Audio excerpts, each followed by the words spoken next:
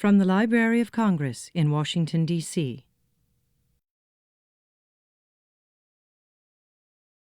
I think if you've ever driven a car on a weekend or done your laundry and listened to the radio or searched out old radio clips on the internet because you're an insomniac, you know the mind of Sarah Vowell.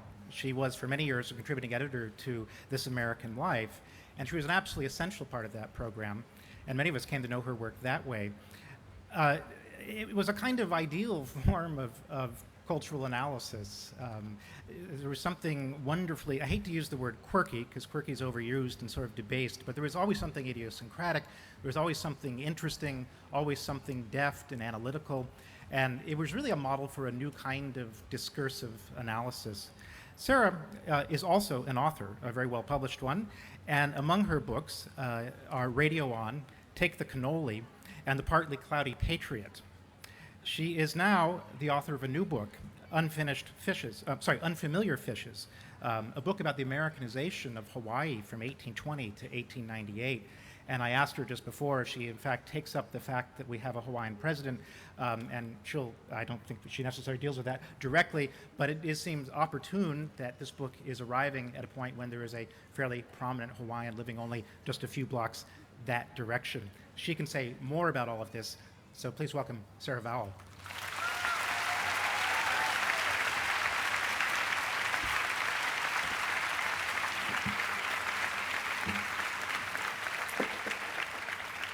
Thank you. Aloha. I will read for a little bit, and then I'll take some questions if you have questions.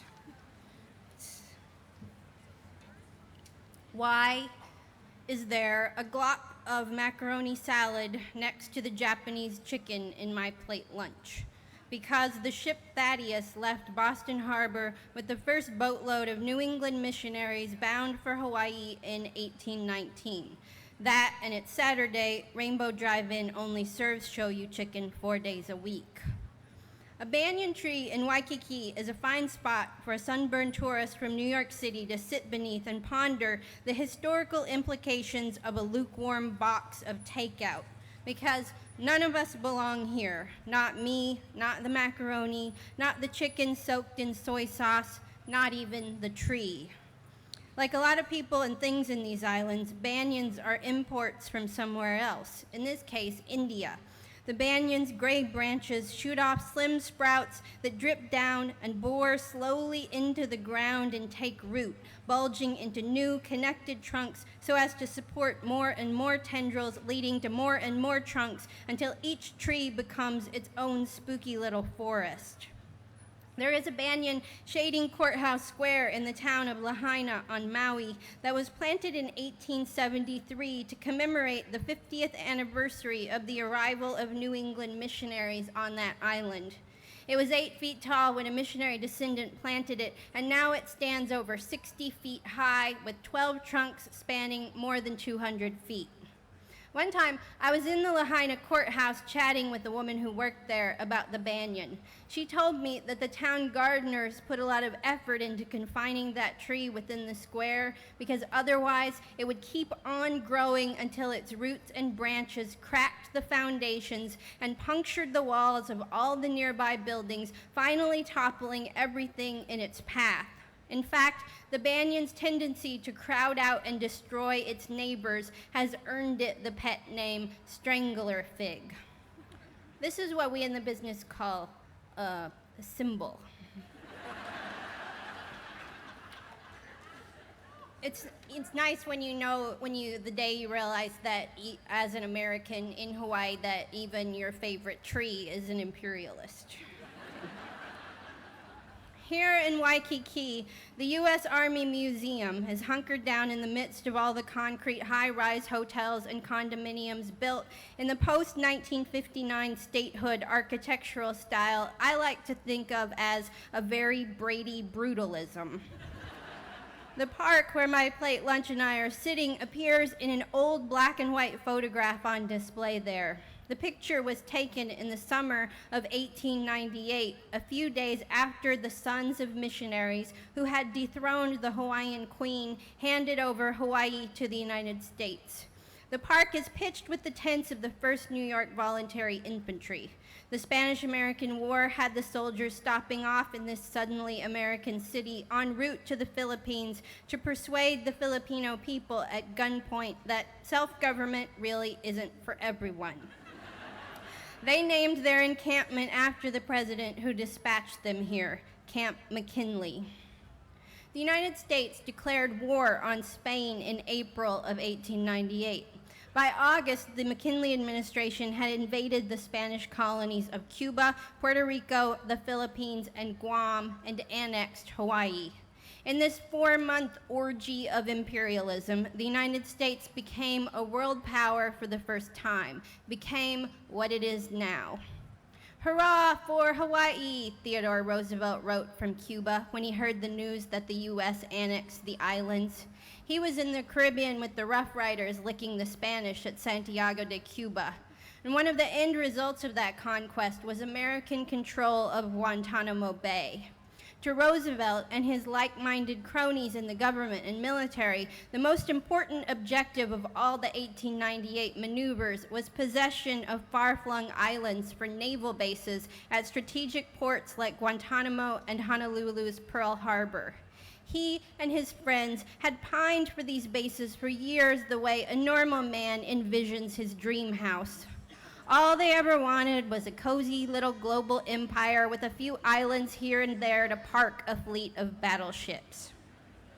That Japanese dive bombers sank 4 of those battleships in Pearl Harbor on December 7, 1941, is how I ended up getting interested in Hawaii in the first place a few years back. The purpose of my initial visit was a quick jaunt to see the USS Arizona Memorial, the monument in the harbor perched above the oily, watery grave of the 1,177 sailors who died on the ship that day. Unlike the flip-flop wearers on my flight to Honolulu, I didn't come there for direct sunlight or fun. I came to Hawaii because it had been attacked. After I checked the Arizona off my to-do list, I still had some time to kill, so I swung by the Iolani Palace downtown, curious to take a look at the Victorian building my guidebook billed as the only palace in the United States. A guide led my tour group into the room where the white businessmen and sugar planters who had staged a coup d'etat against Queen Liliuokalani in 1893 locked her up for treason after her royalist supporters botched a counter-revolution. Liliuokalani whiled away her imprisonment in a room on the 2nd floor of the palace, sewing a colorful quilt that is on display there. Perhaps out of melancholy or spite, little flags of the Kingdom of Hawaii stand guard around the quilt center square. In one corner, she embroidered a scene of a cartoonish man struggling with an umbrella, losing his hat in the wind. The guide chuckled over this quaint bit of slapstick, but I wondered if it was the sly lament of a woman whose crown has blown away and it isn't coming back. I should mention that I was there in December of 2003. The week before I arrived in Honolulu, American soldiers captured Saddam Hussein, who was hiding in his grungy spider hole outside of Tikrit. So when I was standing in the Victorian-era cell of a Polynesian queen deposed by the sons of churchy New Englanders, at that exact moment, the Iraqi dictator was behind bars in a U.S. military compound being guarded by Pennsylvanians. Not that the Queen, a constitutional monarch and accomplished musician famous for writing the love song Aloha Oe, and Saddam, a mass murderer famous for gassing 5,000 Kurds, had that much in common. But still, there's an identifiable link between the two overthrows, an American tendency to indulge in what trendy government lingo at the time was calling regime change. When the Iolani Palace tour guide mentioned the day the Hawaiian flag on the palace grounds was lowered and the American flag went up, she looked like she was going to cry. I couldn't help but picture that scene from the TV news earlier in the year when a U.S. soldier celebrated the invasion of Baghdad by climbing up a statue of Saddam and covering his bronze mustached face with the stars and stripes, a gesture that was both unfortunate as PR and improper flag etiquette. It was telling to spend the morning at a historic site like Pearl Harbor, one tattooed on the American memory, and the afternoon at another historic site we have forgotten entirely. The groundswell of outrage over the invasion of Iraq often cited the preemptive war as a betrayal of American ideals. The subtext of the dissent was, "This is not who we are." But not if you were standing where I was. It was hard to see the look in that palace tour guide's eyes when she talked about the American flag flying over the palace and not realize that ever since 1898, from time to time, this is exactly who we are. And what's more, Hawaii is, just as Theodore Roosevelt's circle predicted, crucial to the American empire's military presence in the Pacific. Pearl Harbor is still the headquarters of U.S. Pacific Command, just as it was for all three of America's 20th century wars in the Pacific with Japan, North Korea, and North Vietnam. So I started looking into Hawaii's bit part in the epic of American global domination. Americans and their children spent the 78 years between the arrival of Protestant missionaries in 1820 and the American annexation in 1898, Americanizing Hawaii, importing our favorite religion, capitalism, and our second favorite religion, Christianity. In certain ways, the Americanization of Hawaii in the 19th century parallels the Americanization of America. Just as their Puritan forebears had set off on their errand into the wilderness of New England, the New England missionaries set sail for the Sandwich Islands, a place they thought of as a spiritual wilderness. Just as perhaps 9 out of 10 natives of the Americas were wiped out by contact with European diseases, so was the native Hawaiian population ravaged by smallpox, measles, whooping cough, and venereal disease. Just as the Industrial Revolution and the building of the railroads brought in the huddled masses of immigrants to the United States, the sugar plantations founded by the sons of the missionaries required massive imports of labor, primarily from China, Japan, Korea, Portugal, and the Philippines, transforming Hawaii into what it has become, a multi-ethnic miscellany in which every race is a minority. Hence the plate lunch.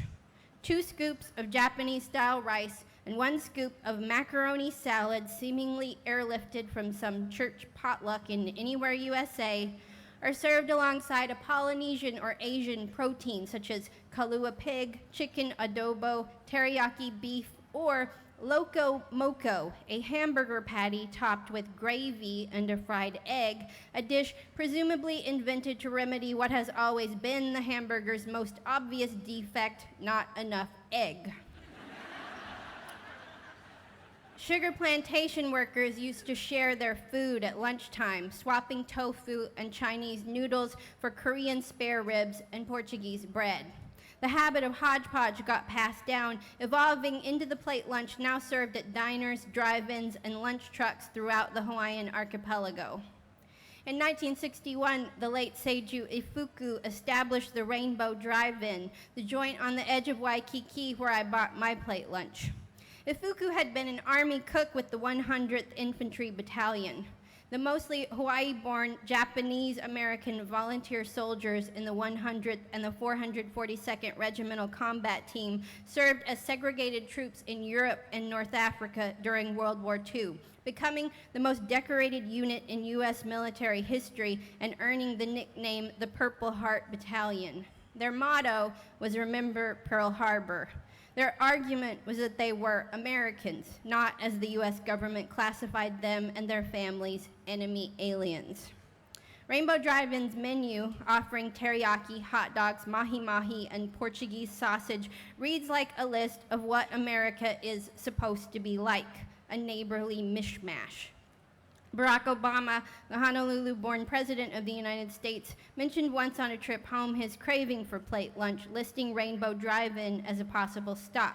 It makes sense considering that his Kansan mother met his Kenyan father at the University of Hawaii, and his mother's remarriage blessed him with a half-Indonesian sister. He's our first plate lunch president. I suppose the double-sided way I see the history of Hawaii as a painful tale of native loss combined with an idealistic multi-ethnic saga symbolized by mixed plates in which soy sauce and mayonnaise peacefully coexist and congeal tracks with how I see the history of the United States in general. I am the descendant of Cherokees who were marched at gunpoint by the U.S. Army to Oklahoma on the Trail of Tears. Yet I am also, and mostly, the descendant of European immigrants, notably Swedish peasants who left for Kansas for the same reasons Asian and Portuguese plantation workers sailed to Hawaii. Whenever I eat plate lunch, I always think back to the lore of my Swedish great-grandfather's voyage across the Atlantic. Supposedly, the only food he brought with him on the ship was a big hunk of cheese. Then he befriended a German in steerage whose only food was a big hunk of sausage. The Swede shared his cheese with the German, and the German shared his sausage with the Swede. Growing up, I came to know America as two places, a rapacious country built on the destruction of its original inhabitants, and a welcoming land of opportunity and generosity built by people who shared their sausage and their cheese. In 1899, the British poet Rudyard Kipling published his famous poem, The White Man's Burden, about the new American empire of island colonies of new-caught, sullen peoples. 4 years earlier, when Kipling visited Washington, D.C. for the first time, he met Theodore Roosevelt. Roosevelt dragged Kipling to the Smithsonian to show off glass cases full of American Indian artifacts. Kipling later wrote, "I never got over the wonder of a people who, having extirpated the aboriginals of their continent more completely than any modern race had ever done, honestly believed that they were a godly little New England community setting examples to brutal mankind." Of the 5 countries the United States invaded and or acquired in 1898, Hawaii is the only one that became a state. That said, I have come to understand that even though Hawaii has been a state since 1959 and an American territory since 1898, a small but defiant network of Native activists question the legality of both developments and do not consider themselves to be Americans at all, which is pretty easy to pick up on when they're marching past you down the main drag of Honolulu on the 50th anniversary of statehood, carrying picket signs that say, "We are not Americans." So, I'll take some questions if some people want to come up to these. Oh, thank you. The microphone's here.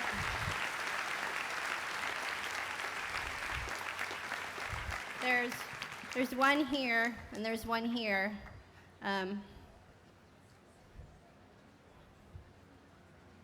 Hello, Hi. brave soul. I work in education at the Smithsonian. Oh, I am a former Smithsonian intern. We love that about you. Uh-huh. So all this is this is not the first time I've been on the National Mall not making any money. No.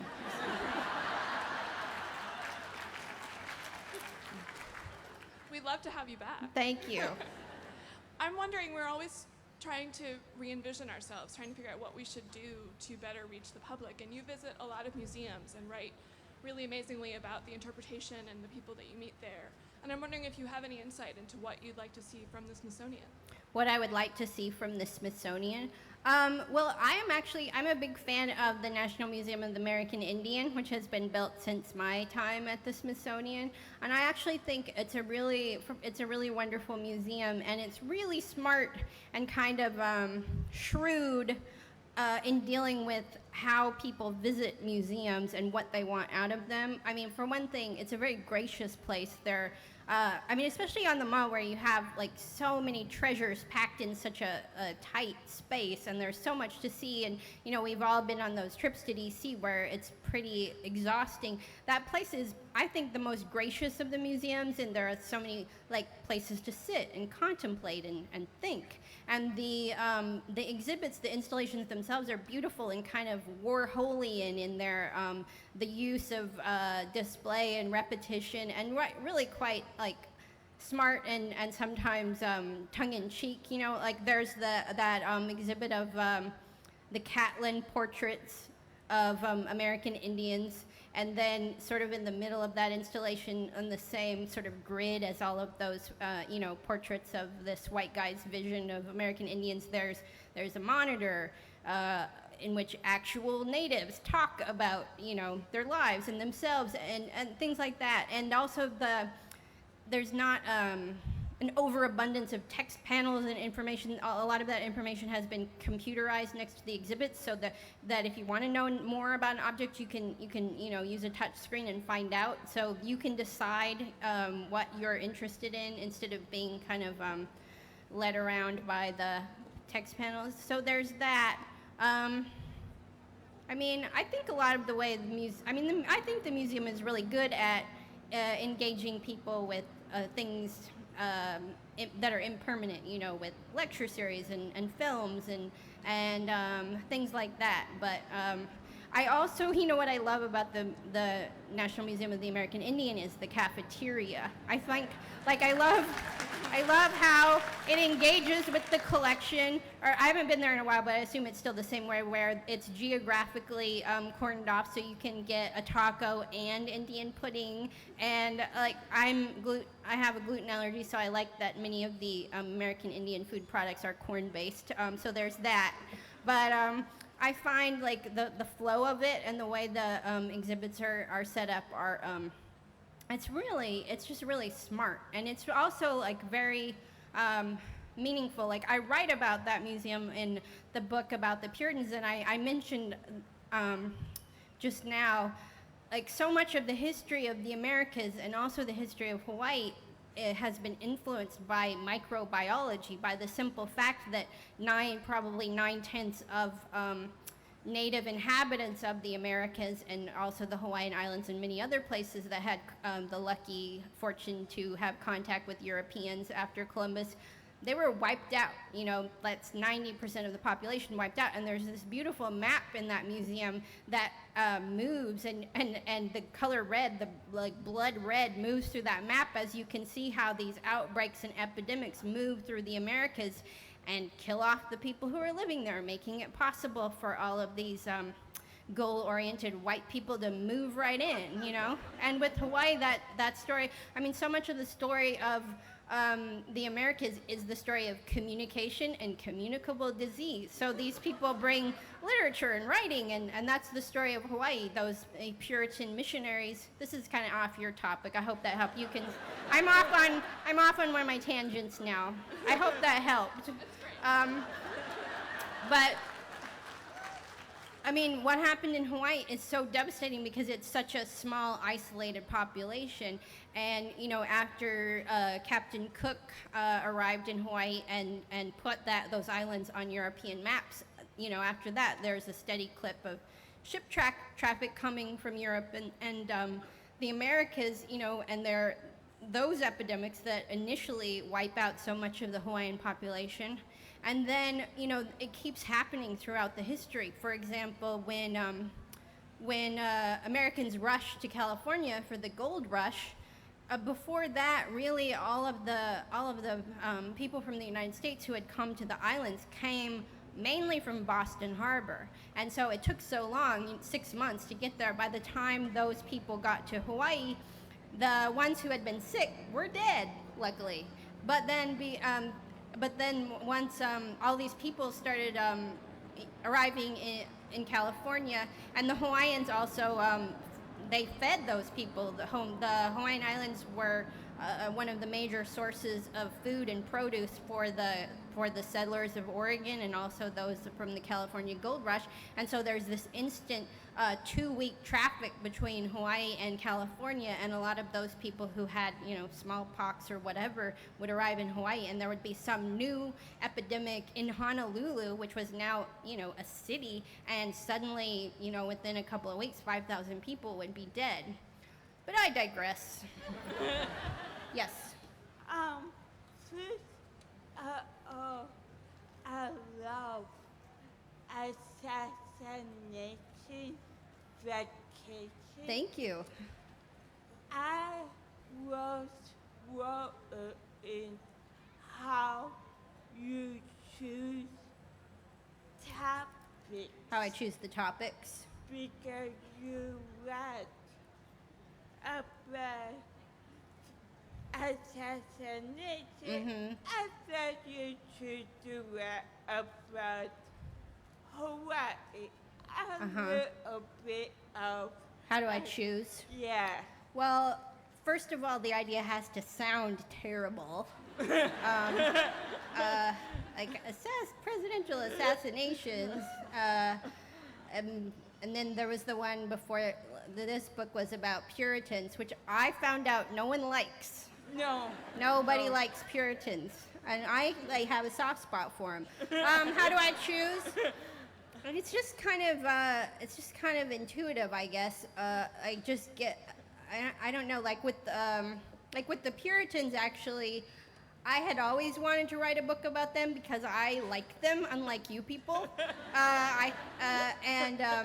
Especially their writing, which I find some of it to be quite beautiful. But I had never thought of, how to do it or why I should. And then I was watching Ronald Reagan's funeral live on TV in, 2004. And at Ronald Reagan's funeral, they had Sandra Day O'Connor read John Winthrop's sermon, A Model of Christian Charity, where, because of President Reagan's association with Winthrop's idea of New England as a city upon a hill. And also that happened to be, I think, a week or two after the Abu Ghraib photos came out. So when she read that part of Winthrop's sermon, when he says, "The eyes of all people are upon us," meaning Boston, but everyone sitting there at that funeral, you had the Secretary of Defense and the Secretary of State and the President and all these people who had, the eyes of the world were upon us, not really liking what they saw. And it seemed like, President Reagan was so associated with that phrase of that idea of Winthrop's that New England should be as a city upon a hill. Reagan always, called it a shining city on a hill because he liked to glam things up a little bit. But it just, once again, that sermon, and so beautiful, it's this poem of community and welfare, really. It's a sermon about how we need to take care of each other. It's about Christian charity. It's about helping out your fellow man and being willing to give away everything you have to help your neighbor. That just didn't seem to jibe with the actual Reagan administration to me. So, whatever you think about him, even if he's your hero, I'm sure you would agree that maybe social welfare was not at the highest, on his agenda, especially since he was cutting every social program having to do with Christian charity, like gutting the housing budget and cutting school lunch programs. And so that was the moment where I thought maybe it's time to revisit these people and talk about, what they were about. So that's why that.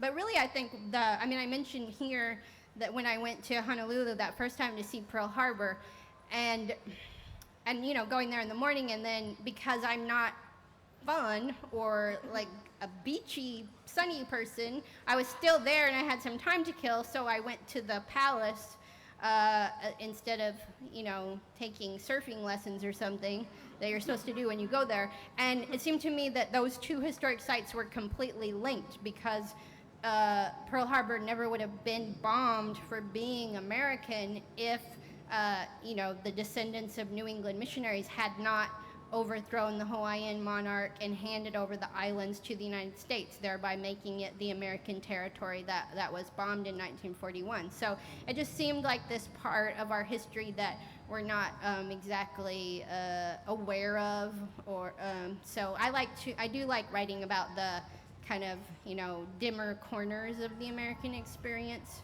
So there's that. So it's like, oh, here's something that maybe people are undereducated about, and there might be some room for me. Thank you. Hi. Hi. First of all, I love the Puritans, so I'm one person that loves them. Let's not go crazy. There are some downsides to them that I talk about too. I love reading about them. Yeah. I particularly like your audiobooks, and I noticed that you seem to really relish in developing your audiobooks and all the different people that read the characters. Mm-hmm. Is there a certain, do you think there's a certain value in listening to books, like not just yours, but in general, that you get out of listening to them versus reading them? Or why do you take so much, why do you put so much into your audiobooks? Is there value? Why do I put so much effort into my audiobooks? I should just crank them out like the other authors.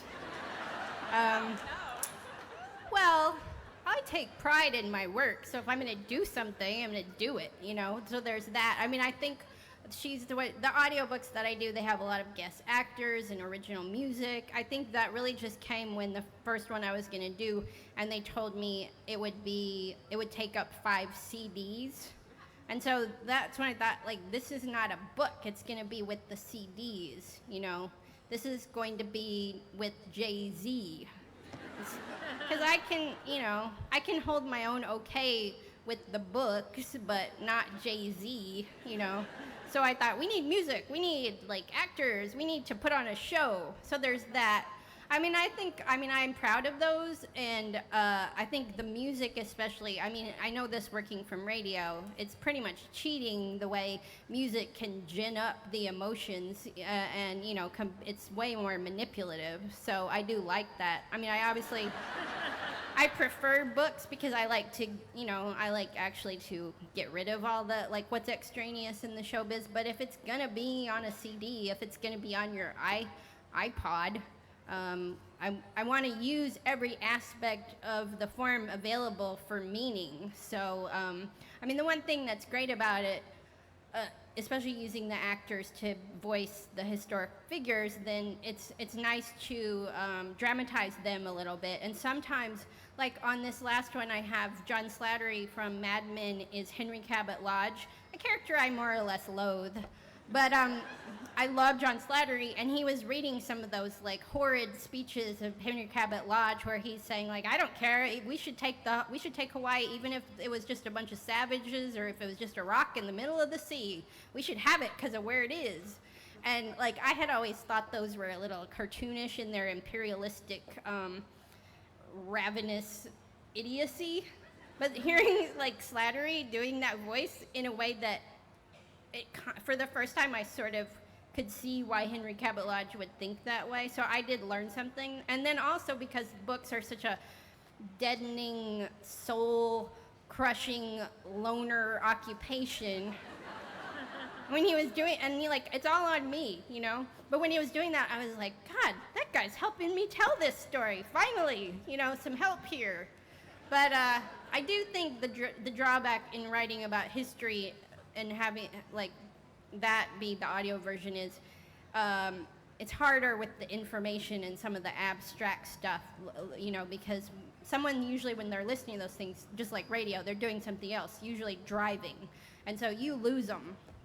At least with the audiobooks they can rewind, unlike radio where it's just they come back from the dryer and suddenly topics have changed. So I do think I do prefer, obviously, the written form, but I do think the audio does, have value. And people, it's hard for people. I've seen this on sitcoms. They have busy lives and, they have to go to soccer games or whatever. And, sometimes, when they're driving is the only time they have to read.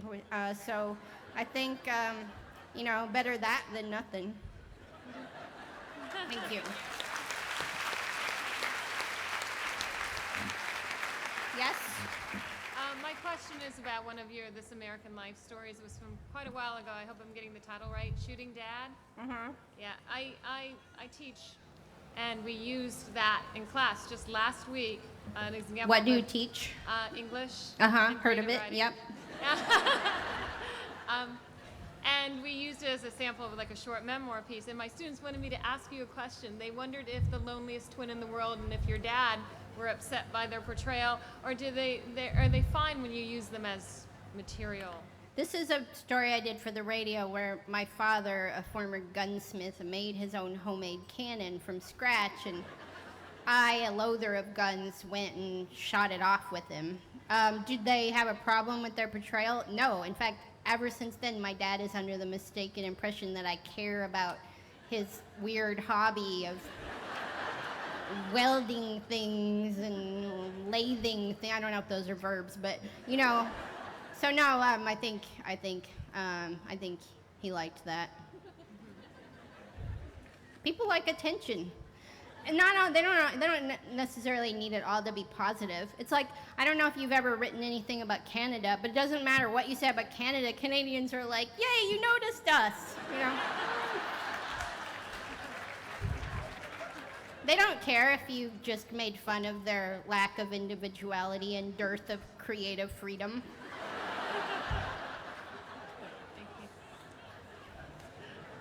I hope that answers your question.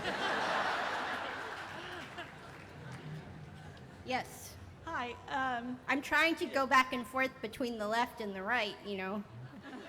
I like to be fair and balanced. Well, I hope I'm on the left. Anyway, I'm a Cherokee from Oklahoma. Grew up around 40 miles from Braggs. So I wanted to thank you for This all is the the little missions. town I lived in as a child that none of you would ever have heard of, unless you're really into crystal meth. But, go on. Okay. But I wanted to thank you for what you say off and on and through all your books about the Cherokees and the heritage and the Indian experience here in, not just in Oklahoma, but in this country. But I wanted to ask you, are you... It's because I really know how to hold a grudge, Yeah. you know. Well, and I find that there's a lot of collective guilt out there. Rightfully so, right? Right. So what I wanted to know is, are you interacting with any of the contemporary Cherokees that are active within Cherokee Nation at this time? No, I mean, but that's true of any subject that I write about. I really only interact with dead people, you know? Like, Well, no. I know live people that you might be curious enough to interact with us. You know, in Maybe. our I'm not so good with the living, but that's why I stopped being a journalist. I really was so terrible at interviewing people because I don't like to pry. You know, like someone would clam up, but I would just think, oh, they don't want to talk about that. We should move on. That's like, if you aren't going to be a journalist, you have to be a big jerk, right? And like, I'm kind of, so that's why I love writing about dead people because, you know, I mean, what are they going to do? But thank you. I should think about contact with my contemporaries. Well, I think we would welcome Especially you. if they're buying lunch or something. Sure. You know.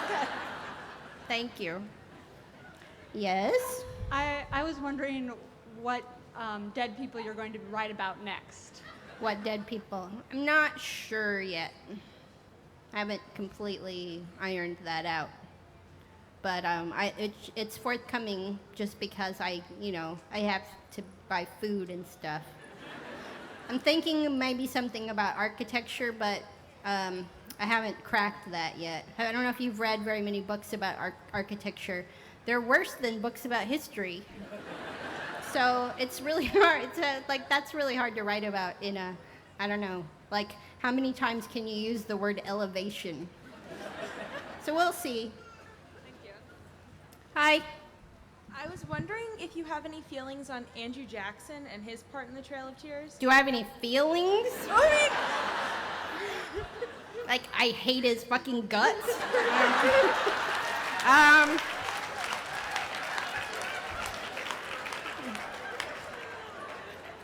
Do you have any feelings on him? Like, I do know I have more feelings than that. I mean, the interesting thing is, like, I'm not, like I mentioned, I'm not just Cherokee. I'm a lot of different other things, meaning I'm basically riffraff. And so for those of us to the riffraff born, he's fairly heroic figure, He's, like, it kind of starts with him, the idea that anyone can be president, which, it turns out to be true, right? No. So there's that part of him, the Jacksonian democracy part, sure. I always side with the riffraff. But yeah, like his Indian policies, I wouldn't exist without them. But there's that part of it. No, I'm completely subjective and it's like part of my inheritance. You just grow. If you're born in Oklahoma, which that's basically where the federal government dumped their engines, you grow up hating that guy. You just hate him. You just hate him. You just, every time you take out a $20 bill, you just spit in your mind, if not on the cashier. So, And I remember my poor sister, when I wrote about the Trail of Tears, and I made this radio documentary, and my poor sister who was driving the Trail of Tears with me, and we stopped at Jackson's house. What is that called? Hermitage, yes. And the poor lady who was showing us around and wanted to talk about, I believe, the wallpaper restoration, and I'm just like spitting mad, and this nice lady is showing us around, and I'm like, getting all outraged and rude, and my poor sister has to stand there and so embarrassed, where like this lady wants to talk about the wallpaper restoration, and I want to talk about like 4,000 people getting killed, and so it's not a subject on which I have any kind of like objective fairness. I hope that answers your question. Yes. Hi. So one of my favorite parts of your books is when Owen gets to show up and contribute. And so I'm curious, how do his experiences with the history you're exposing him to affect your opinions about what you're writing about? She's talking about my nephew Owen, who comes on some of the trips, mainly so it's because his mother drives me around. What is his experience, or what I get out of it? I mean, sometimes he just, he's a kid, he sort of brings things down to earth, because I get, like, when I get into these topics, I just kind of go down the rabbit hole, and I'm so focused on just the facts and learning as much as I can. Like with this story about 19th century Hawaii, I had to learn a lot about whaling, and it's a subject that I am completely fascinated by just because of my absolute obsession with Moby Dick. I love Moby Dick. When I'm feeling writer's block, or like I need to take a break when I'm writing, I will crack open Moby Dick at random just because it's so strange. It kind of snaps me to. And so I love the language of whaling, and I love all the lingo and the artifacts, and the fact that they process the whale oil using part of the whale as fuel, like that's pretty dramatic, right? And like the way they like killing, and then the guys and all like the crews, and I'm just like the romance of all of that, and how like disgusting it must have been to live on those boats is just so visceral, and the stuff, the harpoons and the whale boats, and the guys who had to wear wool socks and be on the whale, and like I just get really into it. So I took this kid to the whaling museum in Maui, and we walk in there, and he's like, they killed whales, And then the whole time I'm just standing there looking at all the, the stuff, and he keeps coming out like, I can't believe they killed whales. They should not kill whales. This is horrible. Look at all these dead whales. And I really hadn't thought about that, because the whole time I'm just like in my little Moby Dick world.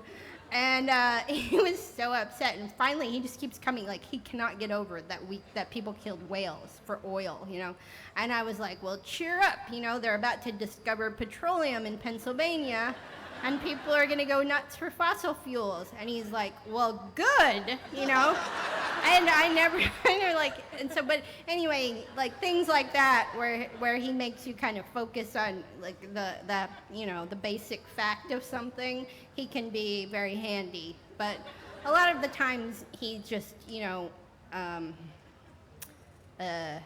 he whines if he has to hike somewhere. So it's kind of, he's sort of 50-50 as an asset.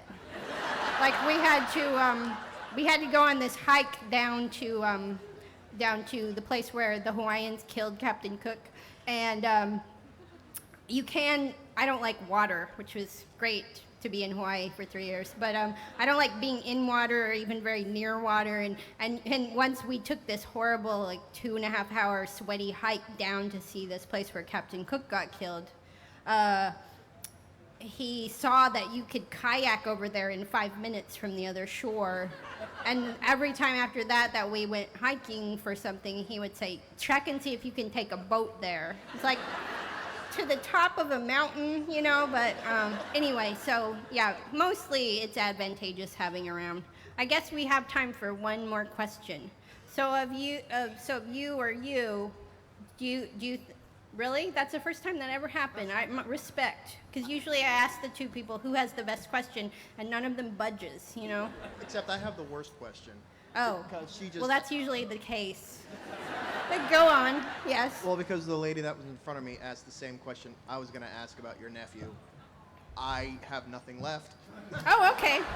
But I will ask, what's your favorite flavor of ice cream? What's my favorite flavor of ice cream? Vanilla. It's really the best one, and I don't see why we should pretend otherwise. Thank you so much. Thank you very much to the Library of Congress. Thank you for coming.